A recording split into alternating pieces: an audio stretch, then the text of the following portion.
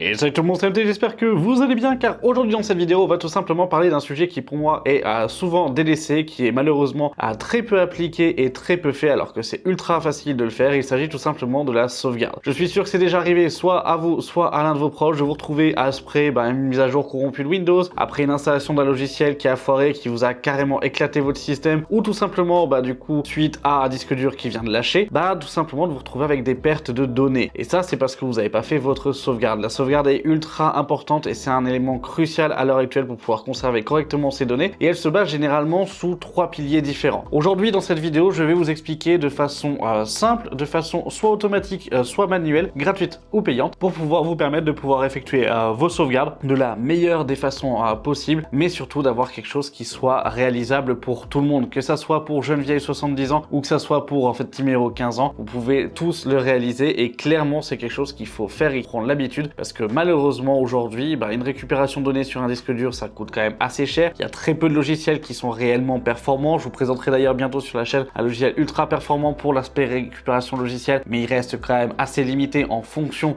des différents usages et l'état santé du support. Bref, aujourd'hui, la récupération de données et la sauvegarde de données, c'est un peu le nerf de la guerre pour éviter de perdre de l'argent, ou en tout cas de perdre finalement vos données. Même si beaucoup vont dire les données importantes, que ça soit la carte d'identité, le permis, etc., on peut tout retrouver un petit peu sur internet. Oui, en effet, mais les photos de famille, ça non. Le fait d'avoir un système complet après l'avoir en fait tout simplement utilisé pendant quelques années, et aujourd'hui vous retrouvez à tout devoir à réinstaller finalement, alors que ça vous convenait au niveau de l'organisation et tout refaire de A à 0, finalement c'est aussi quand même quelque chose d'assez contraignant pour beaucoup. Et là aujourd'hui je vais vous proposer deux façons finalement pour pouvoir sauvegarder vraiment les choses de façon correcte. Si vous aimez ce type de vidéo, n'hésitez pas à me le dire directement en commentaire. Vous me dites ce que vous en pensez à ce moment-là, où j'attaque un petit peu des sujets, j'allais dire globaux, directement de l'informatique. N'hésitez pas, si vous avez aimé cette vidéo, à mettre un pouce bleu, à vous abonner, à activer la cloche de notification pour être au courant de toutes les prochaines vidéos. Et puis avant d'attaquer par la sauvegarde et comment faire une bonne sauvegarde, surtout de façon automatique,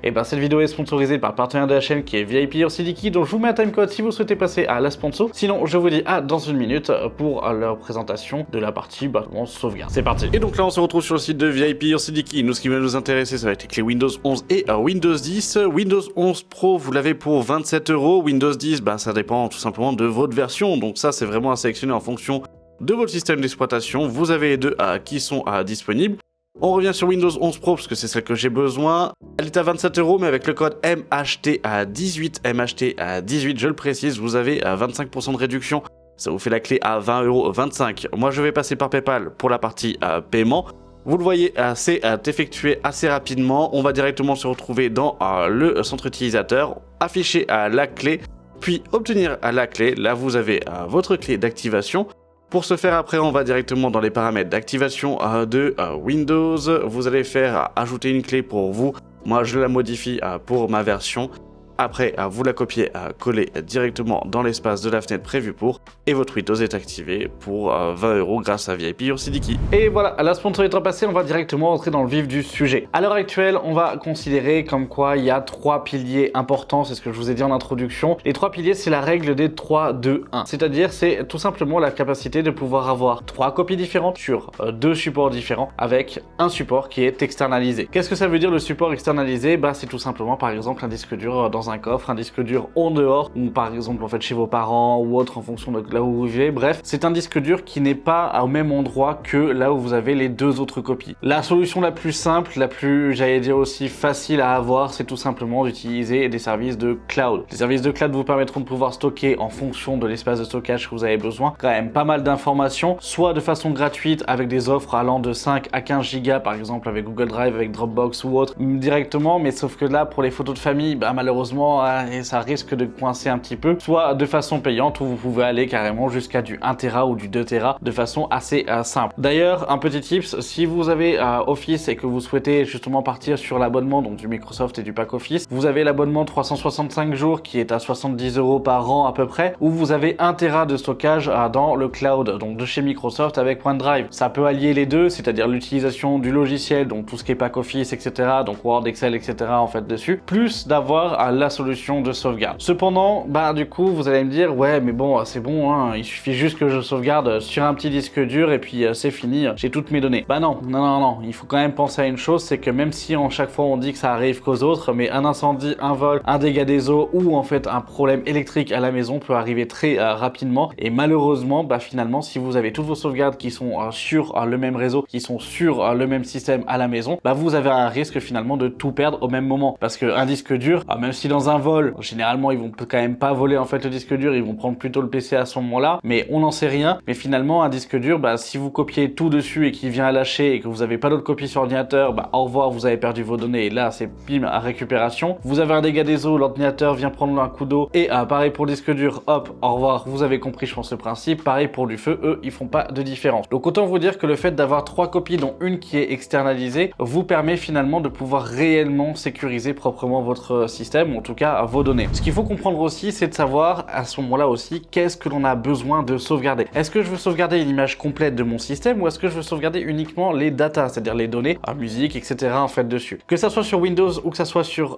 Mac, vous avez à l'heure actuelle 2 outils qui sont plus ou moins puissants et plus ou moins efficaces pour pouvoir tout sauvegarder. Celui que je vais préférer, et ça je vous le dis tout de suite, c'est sur Mac. Apple ont développé un système de sauvegarde intégré à leur système d'exploitation qui est gratuit, qui vous permet de pouvoir faire une sauvegarde vraiment complète et intégrale de votre système d'exploitation et surtout que si vous réutilisez et vous passez directement chez Apple pour un autre appareil, vous pouvez tout simplement réutiliser votre sauvegarde pour l'implémenter sur le nouvel appareil et retrouver l'intégralité de votre environnement. C'est ce qu'on appelle la Time Machine et Time Machine est un utilitaire qui pour moi à l'heure actuelle est ultra agréable à utiliser et ultra complet et surtout gratuit et on n'a pas besoin d'un logiciel tierce pour l'utiliser, il est intégré directement au système. Donc ça clairement c'est ultra pratique. Si vous êtes sur Mac, n'hésitez pas à le faire, c'est vraiment très simple. Il vous suffit simplement d'aller dans les paramètres généraux, d'aller dans Time Machine, de prendre un disque dur, de l'utiliser comme étant votre disque dur de sauvegarde et c'est terminé. La Time Machine, elle, ce qui va être ultra important et ça c'est ce qu'on va aussi retrouver chez Windows, c'est que dès le moment où vous allez intégrer et que vous allez brancher votre disque dur à votre Mac, vous allez pouvoir retrouver automatiquement une sauvegarde et votre Mac va sauvegarder au fur et à mesure les données.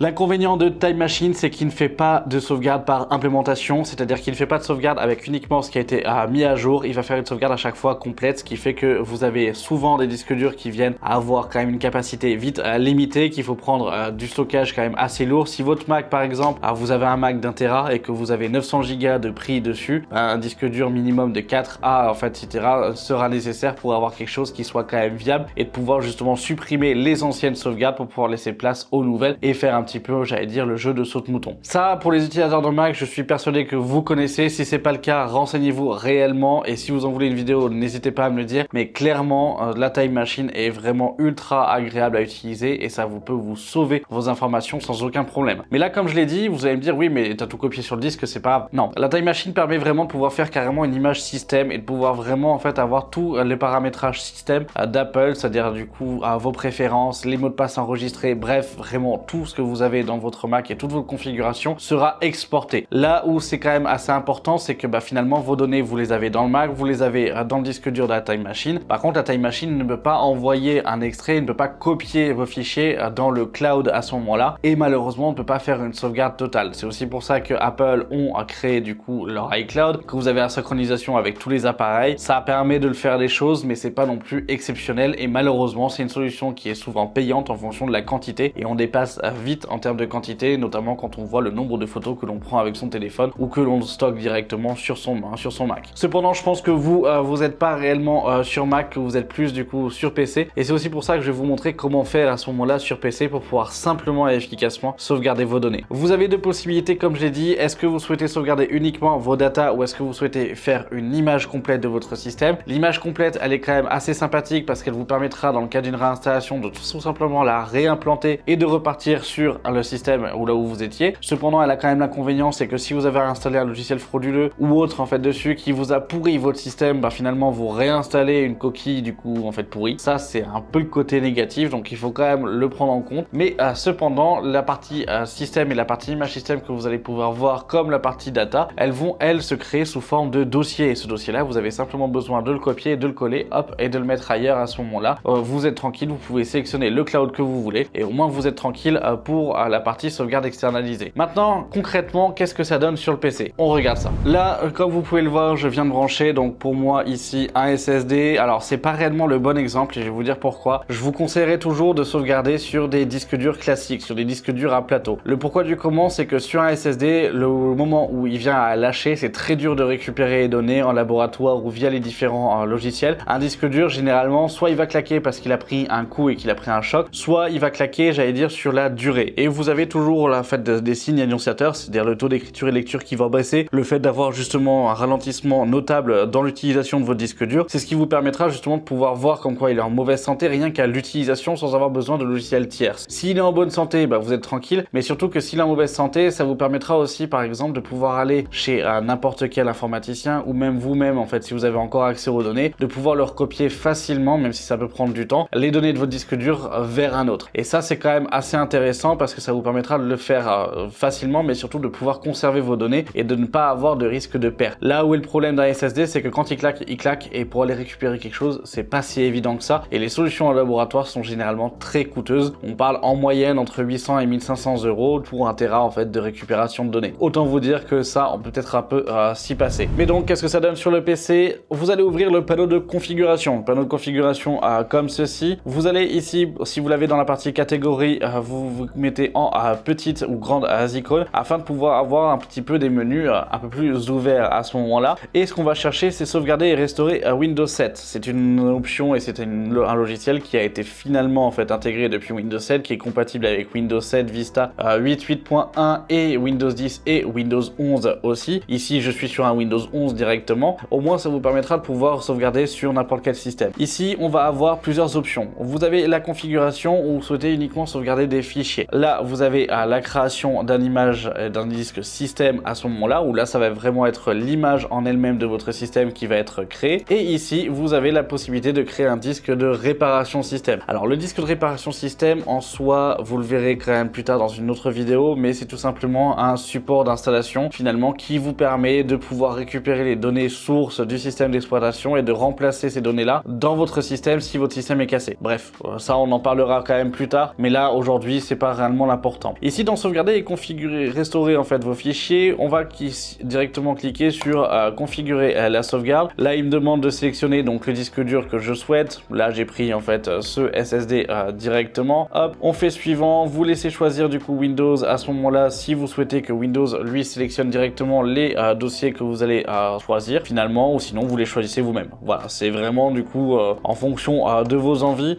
Donc là, vous avez votre résumé, donc il vous dit comme quoi en fait votre emplacement c'est le disque dur que moi j'ai appelé sauvegarde, les éléments c'est tous les utilisateurs ainsi qu'une image système en fonction de s'il inclut ou non. Vous avez la planification et là ici il y a écrit le disque système est requis pour sauvegarder à l'image système. Ça c'est un peu normal, ça veut dire que du coup il vous faut votre disque dur à l'intérieur de la machine, mais c'est totalement débile de le dire. Mais en tout cas voilà, ici vous voyez la partie planification, c'est quelque chose qui va nous intéresser parce que c'est ce qui va permettre de rendre automatique cette sauvegarde et de pouvoir vraiment sauvegarder dès le moment où lui il va trouver le disque dur, mais surtout avec un jour et une heure donnée. Comme vous pouvez le voir ici, donc on a exécution planifiée, c'est-à-dire que dès le moment où vous branchez et dès le moment où ça va être l'heure et le jour, ça va entamer directement une sauvegarde. Ici vous avez la fréquence, donc tous les jours, toutes les semaines, tous les mois. Si vous voulez tous les jours dans le cadre d'un professionnel, je vous conseillerais à ce moment-là, mais il faudra vite penser à vérifier votre stockage et avoir des stockages de grosse capacité. Et notamment là, quand on fait tous les jours, je vous conseillerais toujours de stocker sur du réseau via un NAS ou via un serveur. Toutes les semaines, ça m'a l'air quand même assez raisonnable. Tous les mois, ça fait un peu trop si on l'utilise vraiment tous les jours. Donc on peut sélectionner toutes les semaines, sélectionner tout simplement un jour où vous savez que finalement vous allez très peu utiliser votre machine. Par exemple, moi, ça va être le samedi. Au niveau de l'heure, ça va être généralement aux alentours des midi parce que je mange.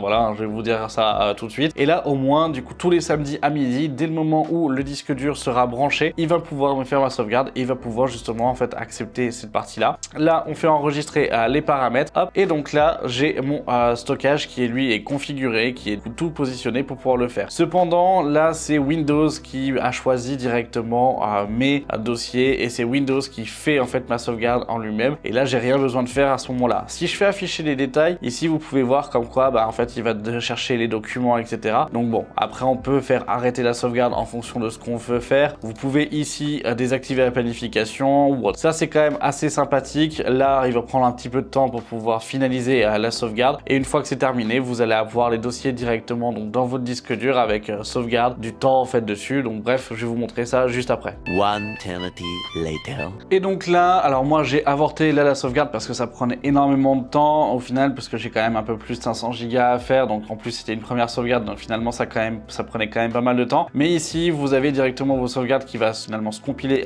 comme ceci, et là il vous pose directement la question de savoir si vous souhaitez directement restaurer les fichiers pour l'ordinateur ou gérer l'espace utilisé. Ça c'est dans le cas où vous souhaitez réduire ou autre, mais finalement toutes ces options là vous permettront de pouvoir avoir, j'allais dire physiquement, la possibilité dans le cas où vous avez réinstallé votre PC de pouvoir tout réimplémenter directement vos fichiers. Une autre manière où là c'est plus une manière automatique, mais c'est surtout en fait une manière, j'allais dire manuelle et un peu plus contrôlée que vous pouvez faire, c'est tout simplement de faire une copie manuelle. Alors au lieu de se taper à copier chaque dossier, téléchargement, etc., il y a une manière qui est très simple, c'est de sauvegarder votre user. C'est-à-dire que vous ouvrez du coup votre C, vous allez dans l'utilisateur, vous récupérez du coup votre dossier qui porte le nom de votre session, hop, et là vous voyez comme quoi moi ici j'ai pas mal de tous mes documents, etc. Et ça permet de globaliser l'intégralité et de pouvoir copier tous les dossiers finalement et tous les documents. Donc là après on fait juste un gros copier, hop, dans la sauvegarde on fait un gros coller et c'est fini. Après on autorise, hop, et on va avoir donc la copie qui va se faire après le calcul de data, etc. Ça c'est bête à dire, mais vous pouvez prendre le temps de le faire. Si vous êtes organisé, vous faites à chaque fois un dossier par date dessus, vous faites un copier-coller et au moins vous avez simplement un copier-coller à faire et vous avez fait finalement une copie conforme et une sauvegarde complète de vos fichiers, et vous avez justement gardé cette hiérarchisation. Vous allez me dire oui, mais si je réinstalle, comment ça se fait, etc.